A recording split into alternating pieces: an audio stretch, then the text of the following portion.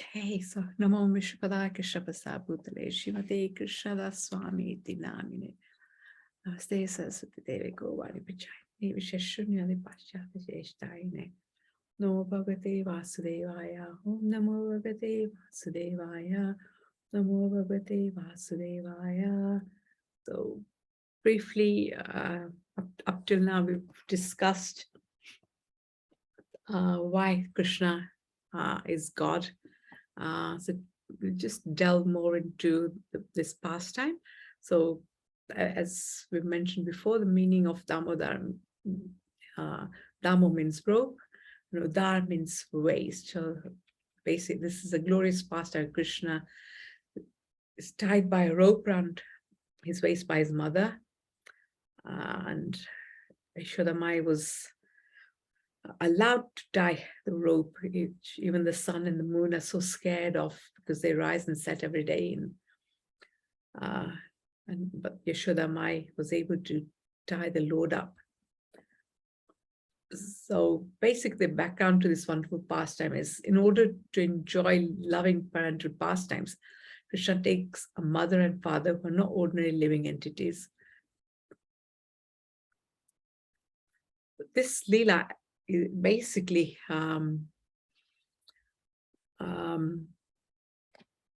was the epitome of parental love, and Krishna really wanted to enjoy the mother's love, so that is why this pastime took place. So the common understanding is that Krishna appears to Vasudeva and Devaki over 5,000 years ago. Krishna appeared in a jail in Mathura, and his parents were requested to his parents requested him to hide his divinity and somehow leave Mathura. In response to this appeal, Krishna transformed his forearm form to that of a baby. And then, invoking his illusory potency, he enabled Vasudeva to leave the prison with him unnoticed and cross the Yamuna river to Gokul. There in the house of Nanda Maharaj, unseen by anyone, Vasudeva exchanged his own son for the newly born daughter, Yogmaya of Yashoda, thus returned with the girl to the jail in Mathura. When Kans got to know that the child destined to kill him had taken birth, he immediately rushed to the prison to kill the child. But the girl in Devaki's arms was no ordinary child. She slipped away from Kans's grasp, assuming celestial form, chided the king, disclosing that the child destined to kill him had already been born somewhere else. So the question is, had the child taken birth in Mathura from Devaki's womb or from Yashoda's womb?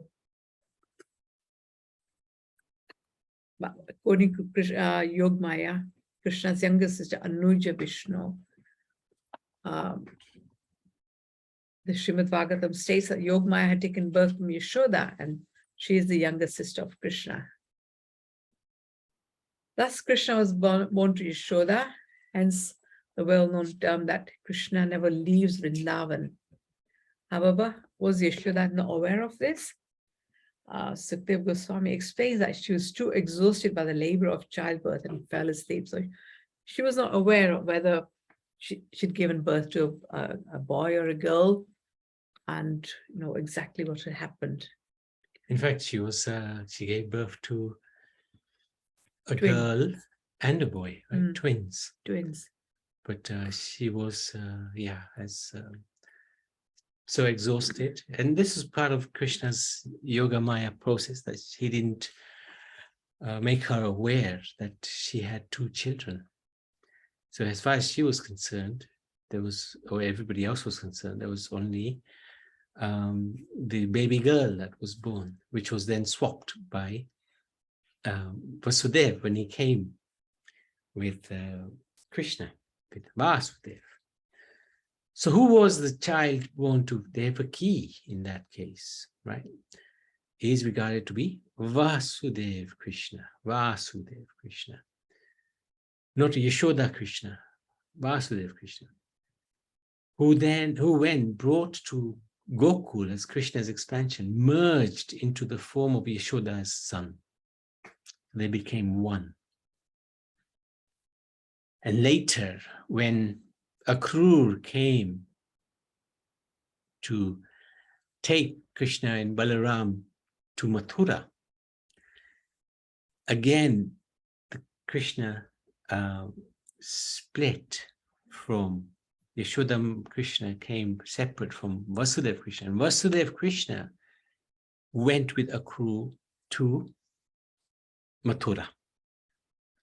So this is why it's said Krishna never leaves Vrindavan. He's always in Vrindavan.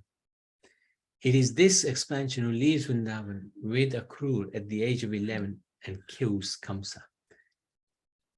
So even whilst in Vrindavan, these pastimes are taking place with the demons, the element that is Vasudeva Krishna is the one who is fighting with the demons, because Yashoda Krishna is simply interested in Leela with his devotees. He's not interested in any fighting. The original Krishna never leaves Vrindavan. So the reference of this is Vishwanath Chakravarti Thakur, one of the acharyas, previous acharyas. Oops. Why is it that Devaki is commonly known as Mother of Krishna? Devaki Nandan. The answer by Vishwanath Chakravarti Thakur is that Devaki and Yashoda were friends. And Yashoda wanted Devaki to have the fame of being Krishna's mother. Yashoda means to give fame. So Yashoda Mayi is very kind. She wanted Devaki to be put ahead of herself. You are the mother of Krishna. She's made famous by Yashoda Mayi. I think also another name for Yashoda sometimes is Devaki. So that's why it's also said that that's why she's called Devaki. He's called Devaki Nandan. So how did Yashoda Mayi and Devaki Devi become mothers to the Lord? Right? Is it okay? There's a few explanations of this. In the Bhagavatam, Sukadeva Goswami describes the pastime to Maharaj Parikshit. Drona and Dhara said, so Drona and Dhara are devatas in the heavenly planets. Please permit us to be born on the planet Earth so that after our appearance, the Lord, Supreme Lord, the personality of Godhead, the Supreme Controller, the Master of all the planets, will also appear and spread devotional service, the ultimate goal of life, so that those born in the material world may very easily be delivered from the miserable condition of materialistic life by accepting this devotional service. So they were pleading to Lord Brahma. They were doing a lot of tapasya. When Brahma said, yes, let it be so, the most fortunate Drona, who was equal to Bhagwan, appeared in Vrajapur, that's Vrindavan, as the most famous Nanda Maharaj. And his wife, Dhara, appeared as Yashoda Mayi. Thereafter, O Maharaj Parikshit, best of the Bharatas, when the Supreme Personality of Godhead became the son of Nanda Maharaj and Yashoda, they maintained continuous and unswerving devotional love in parental affection. In their association, all the other inhabitants of Vrindavan, the Gopas and the Gopis, developed the culture of Krishna Bhakti. So, this is what is stated in the Bhagavatam. And it's the 10th canto, 8th chapter, 48 to 51st verse. Whilst the above indicate that the two demigods became Krishna's parents, Sukadeva Goswami clarified the position later in the Bhagavatam. So then later on, it says in chapter 9 of 10th canto, Supreme Personality of Godhead, Krishna, the son of Mother Yashoda, is accessible to devotees engaged in spontaneous loving service. But he is not as easily accessible to mental speculators, to those striving for self-realization by severe austerities and penances, or to those who consider the body the same as the self.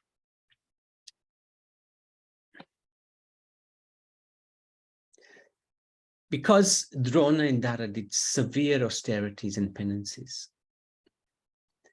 now Sukadeva Goswami is stating that actually you cannot attain the Supreme Lord. He's not accessible to this spontaneous loving service through that process, right? So the statements seem contradictory. These statements seem, on the one hand, two demigods were blessed to become Krishna's parents, but the latter verse indicates that no one can become Krishna's parents. Why? Because Yashoda and Nanda are always his parents. They're eternally the parents. It's not through that they did amazing tapasya to get that privilege. They're always the parents. So then our acharyas clarify. Prabhupada states in this purport of 10.8.48, when Krishna descends anywhere, he is accompanied by his own associates. His own associates. These are not those who have reached that tapasya level and attained his association. These are his own associates. They never fall. These associates are not ordinary living beings. Krishna's pastimes are eternal. When he descends, he comes with his associates. Therefore, Nanda and Mother Yashoda are the eternal father and mother of Krishna. This means that whenever Krishna descends, Nanda and Yashoda, as well as Vasudeva and Devaki, also descend as the Lord's mother and father and mother. Their personalities are expansions of Krishna's personal body. They are not ordinary living beings. So this Yashoda Mayi is actually an expansion of Krishna. Further in the purport to the next verse, 49, he says, before Krishna's appearance, Drona and Dara appear in order to become mother and father. It is they who appear as Nanda and his wife Yashoda. In other words, it is not possible for sadhana, siddhi, living being to become the mother and father of Krishna. For Krishna's father and mother are already designated. And then in the purport to text number 50, he says, because whenever Krishna appears on this earth, he superficially needs a father and mother. So Drona and Dara, his eternal mother and father, appear on earth before Krishna as Nanda Maharaja and Yashoda. So actually Drona and Dara are Nanda and Yashoda. They're in these heavenly planets. When they pray for him, they come, Brahma gives them the boon to come to bridge and become mother and father. They actually merge with Nanda and Yashoda. They combine together. Because Yashoda and Nanda, they are eternally the father and mother of Krishna. They can't earn that privilege by austerity. In contrast to Sutapa and Prishni, they did not undergo severe penance and austerities to become the mother and father of Krishna. This is the difference between Nitya Siddha and Sadhana Siddha. Nitya Siddha means Nanda Maharaj and Yashoda, eternally liberated soul, the part and parcel of Krishna. Regarding the contradiction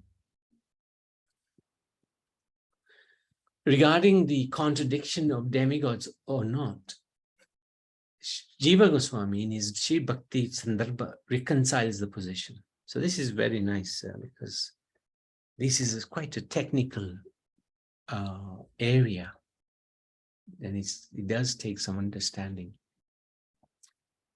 Firstly, the first statement in the Bhagavatam must be taken in the light of the second statement, which carries more weight. The second statement is always more important than the first statement, and should not be contradicted. This is in accordance with the rule of interpretation as per the Vedanta Sutras. Jiva Goswami suggests that Drona and Dara are partial expansions of Nanda and Yashoda, who appear in Swargalok, heaven, and Brahma blesses them, and that's fulfilling a prophecy rather than an independent boon. Brahma cannot give a boon that you can become the mother and father of Krishna. That's not possible. Because mother and father of Krishna are eternally his mother and father. It's not as a result of a boon. Neither Lord Brahma nor Lord Shiva nor the goddess of fortune, who is always the better half of the Supreme Lord, can obtain from the Supreme Personality of our God, the deliverer from this material world, such mercy as received by Mother Yashoda. So this is really very powerful. This is in the Srimad Bhagavatam 10.9.20. So Yashoda Mayi has got such blessing, such amazing. She's part and parcel of God. Therefore, the following conclusion can be drawn. Nanda and Yashoda are eternal parents of Krishna. Nanda and Yashoda's partial expansions appear as demigods, Drona and Dara. Drona was one of the 8 Vasus, a great devotee of Vishnu, who ruled a kingdom in heaven, but was childless. They went to Mount Mandara, received the blessing from Brahma that the Lord will appear as their son. When Krishna's time came to manifest his Prakata pastimes on earth, Drona and Dara appeared in Gokul. At the same time, the original Nanda and Yashoda manifested their pastimes prior to Krishna's descent. Drona and Dara entered the bodies of Nanda and Yashoda. So they basically were partial expansion and they merged together. So even great souls can have this potency of expanding themselves. They're part and parcel of Krishna. They're part of his personal body, Yashoda, Mayi, and Nanda Maharaja. Eternally, the mother and father of Krishna. Just like Radharani is eternally the consort of the Supreme Lord. She's one with the Supreme, but at the same time, she's known as Hladini, she's separate from the Supreme, to give the Supreme pleasure. In the Brihad Bhagavad Amrit, Sanatana Goswami describes that just as Krishna's expansions merge with him or adjust themselves as required, the Gokul Vasis can similarly be born as partial expansions or full expansions, or they can vary their appearance as per time, place, and circumstances. They have a great deal of independence. So, Prabhuji, Yes. Hare Krishna. Yes, So, Anima. Nanda and Yashoda were in the Gokul before Krishna's descent. And Yeah. so they are 2 different identities. But at the same time, Drona and Dara, they also entered the bodies of Nanda and Nanda and Yashoda because they were the eternal parents of Krishna. Yeah, Nanda and Drona and Dara, they are Nanda and Yashoda, but they came as partial expansions to heaven for whatever reason. Because Dara is also considered to be one of the Vasus, and he was childless. And then they did tapasya. As expansions of Nanda and Yashoda, they did tapasya. And Brahma gave them the boon. Yes, you can be the mother and father of Krishna. But actually, Brahma can't give that boon because that boon is already occupied by Nanda and Yashoda. But the fact was, Drona and Dara were expansions of Nanda and Yashoda. This is what our acharyas are telling us. They only came to do a leela as per Krishna's wishes. Yeah. So then when Nanda Maharaj and Yashoda came before Krishna's descent, Drona and Dara merged with them because they already are expansions. So they merged together. Drona and Dara entered the bodies of Nanda and Yashoda.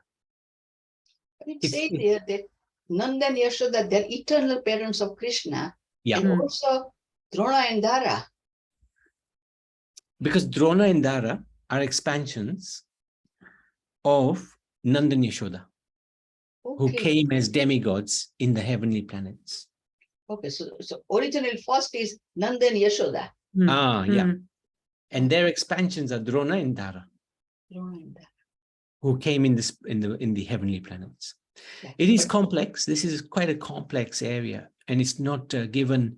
It's not described in the Bhagavatam. It's the 6 Goswamis who give this analysis, and Vishwanath Chakravarti Thakur. They give this analysis.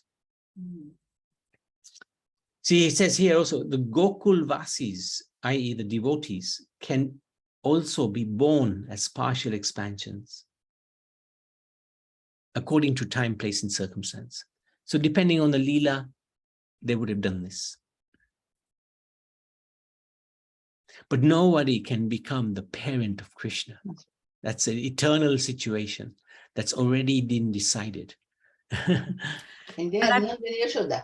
Yeah. Yes. And I think like this time Krishna came as himself. Usually it's Vasudeva who comes. So at that time, it wouldn't be, maybe won't be the original Nanda and Yashoda coming. It would be Drona and Dhara as Nanda and Yashoda. Yes, very true. When Lord Brahma, sorry, Naniban, is that okay?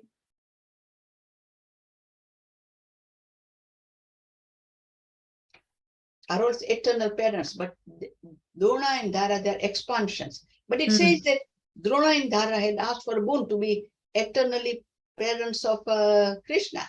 That's correct. That's what they prayed for. And Brahma gave him that boon. But Brahma can't give them that boon because the eternal parents of Krishna are already decided, already there. Yeah. Okay. But the boon still comes true because they are expansions of Nanda and Yashoda. So that boon was not false. That boon was not false. So if we go back.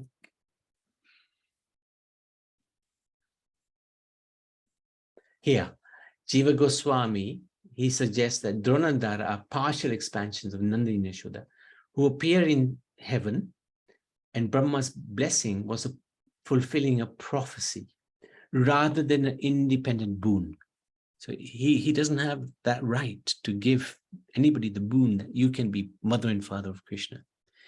That's already decided. But it's a prophecy. He's fulfilling a prophecy. Yes, you will be, because they are expansions of Nanda and Yashoda.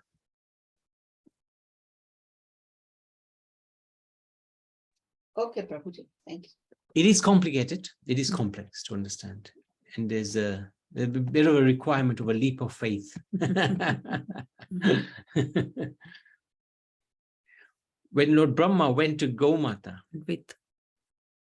went with Gomata, and the demigods to petition the Lord to descend to protect Dharma, Kshirodakshayi Vishnu instructed the Devatas to appear in the family of the Yadus. Having received this order, Drona and Dhara asked Brahma for the fulfillment of their desire to have the Lord as their child.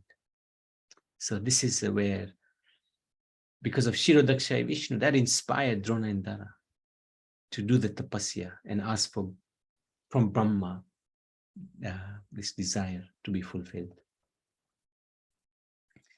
Okay, then what about Vasudeva and Devaki? Are they also eternal parents to the Lord?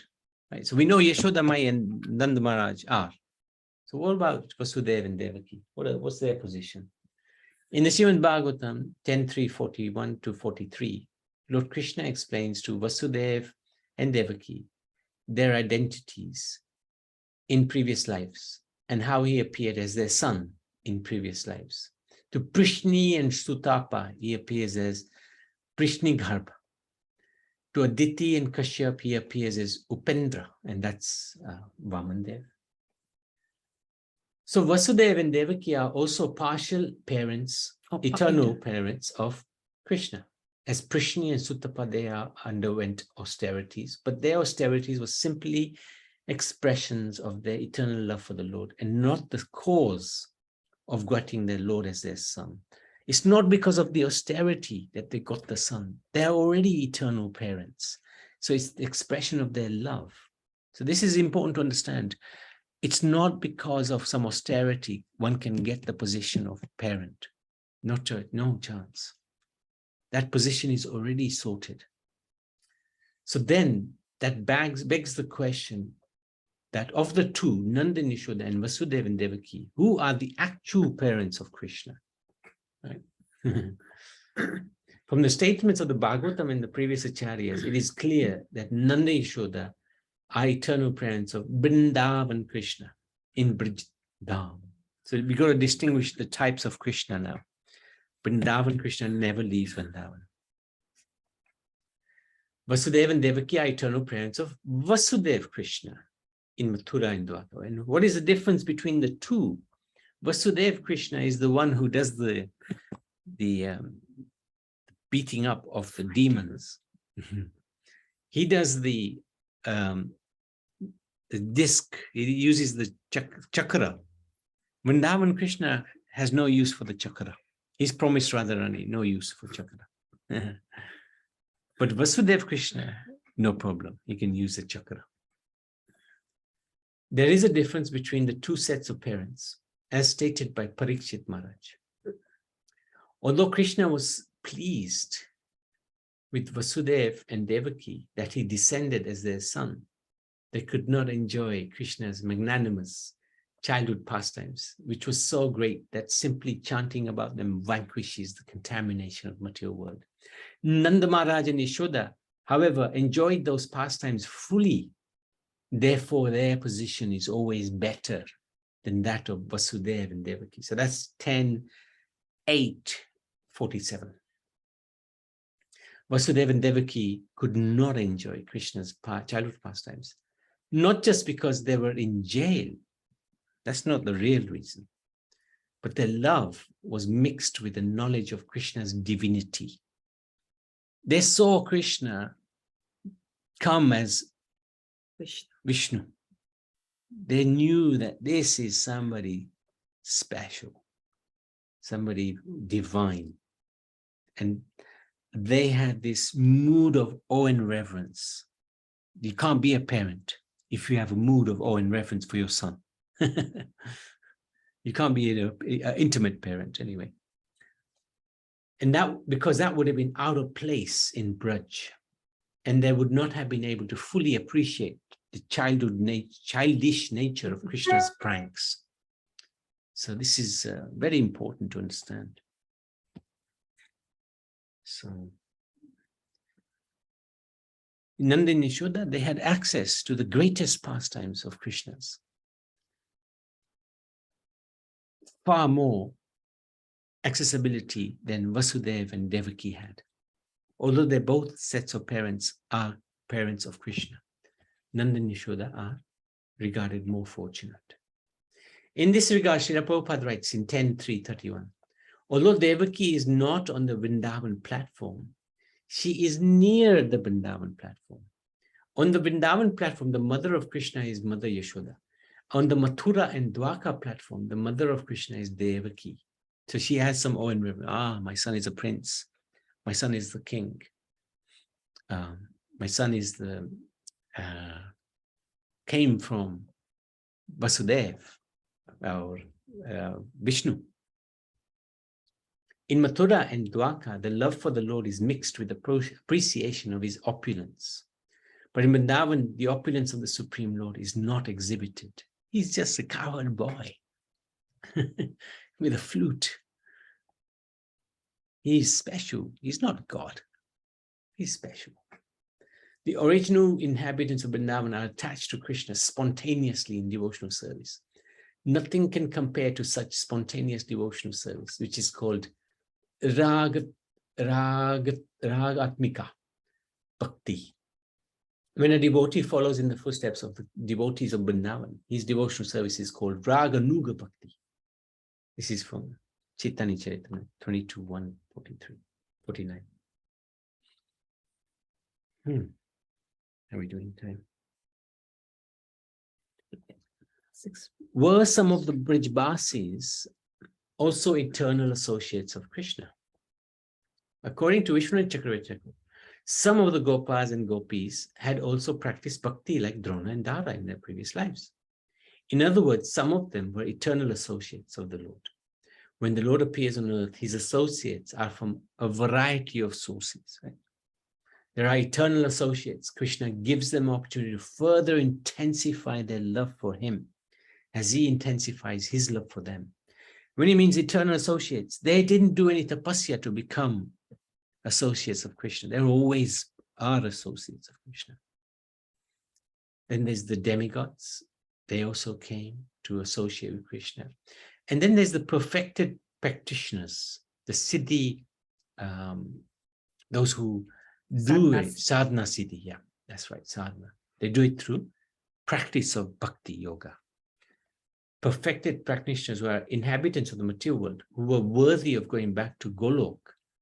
Krishna gives them the opportunity to associate with his eternal associates and be trained up so that they can enter the circle of his confidants. So these are the three. Yeah, and I think this is what we're aiming for, to perfect our bhakti in this life so that we can be part of some Leela somewhere in the material world before we can go back. So I wanted to stop there. Nani Ben, is that okay? Anything you want to ask or share?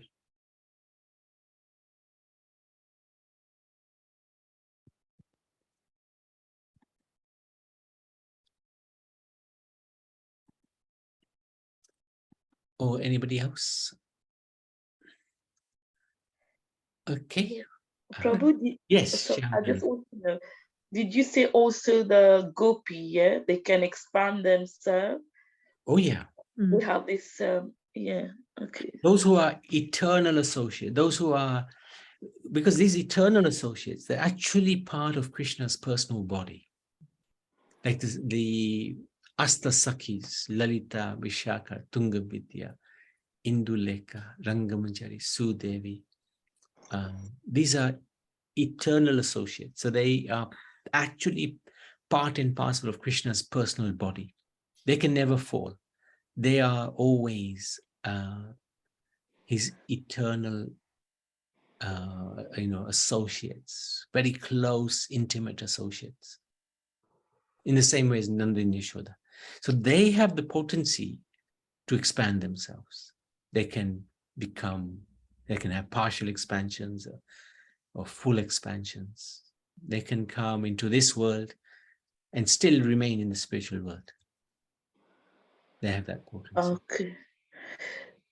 Because, Sridhar Maharaj, they say that I've heard he's an expansion of Lalita Sakhi. Right. I don't know, I will ask that again. I've heard. So because he was very pure, very simple guru. I've heard that. So. Yeah. I haven't heard that, I have to say. Yeah, maybe possible. Yeah. It is, but also we have to be a little bit careful, because I know Prabhupada has written that it's a little bit like saying I am Krishna. He wouldn't have himself said it. Maybe others are saying it, but you have to be very careful, because the position of these gopis and these close associates is extremely high. So I think the disciples would have to be very careful when they make claims like that, because you're almost venturing into the field that I am, the Mayacharya is God, almost, if you're not careful. Because Lalita is, practically speaking, non-different from Krishna. She's part of the personal body of Krishna. So I have to be careful. That's my only sort of reservation. I have to be very, very careful. Because what we don't want is, like in the future, somebody else will say, hey, yes, you know what, I am, or my guru is Vishaka's expansion. And how do you disclaim that? You can't. But we know if somebody is claiming like that, then practically speaking, they're saying they're Krishna. And nobody's Krishna. Krishna's Krishna. He's different. We're always servant of Krishna. So that's the only I will ask, someone at the temple, and then because I don't know anything, I was a bit hesitant to say that, but then I have to find out, and then I will let you know. Yeah, it's worth knowing, but yeah. I think disciples have to be careful when they make claims like that, because they're going into a different realm. What do you think? Yeah. It's a fine line. But one thing I know, somebody told, that one I've heard them saying, that Prabhupada said the only person who can comment on Srimad Bhagavatam is Sridhar Maharaj. That one, they said it. Yeah, he regarded Sridhar Maharaj as his Shiksha Guru. So, Yeah. Sridhar Maharaj was very important for Prabhupada. Absolutely. Yeah. Absolutely. Mm. That's correct. Very good. Thank you. Naniben, did you want to? Yeah.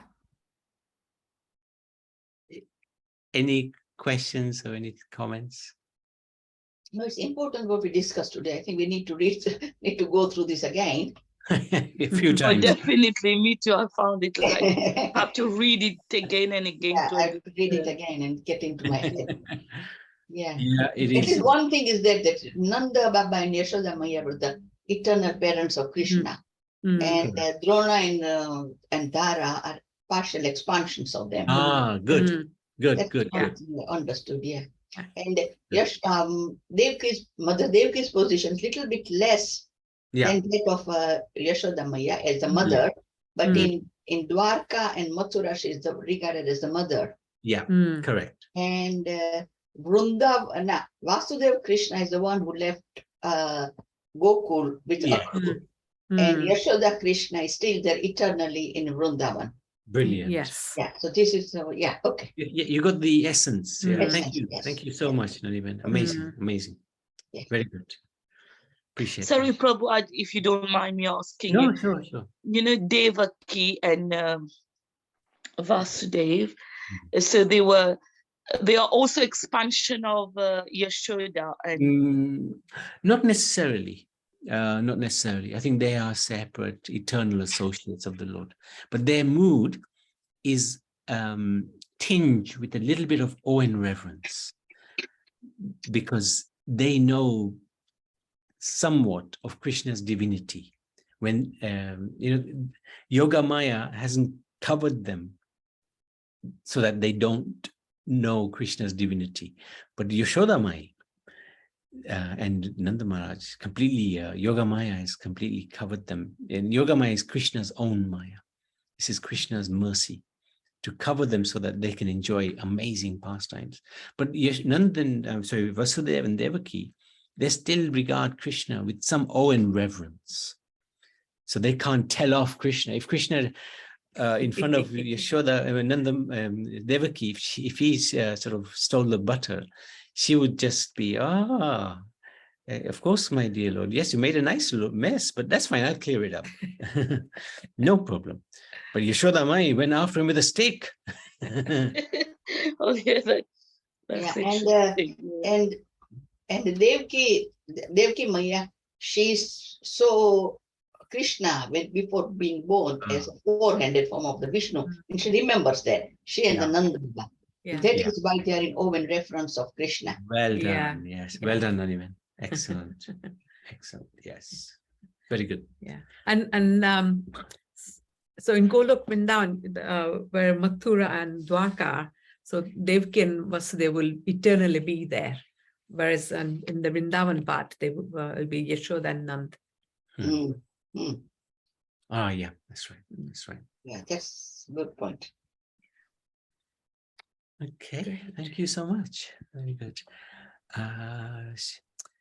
Yashoda Mayi ki jai, Nanda Maharaj ki jai, Devaki Vasudev ki jai, Krishna Bhagwan ki jai, Lord Damodara ki jai, Kartik Mas ki jai.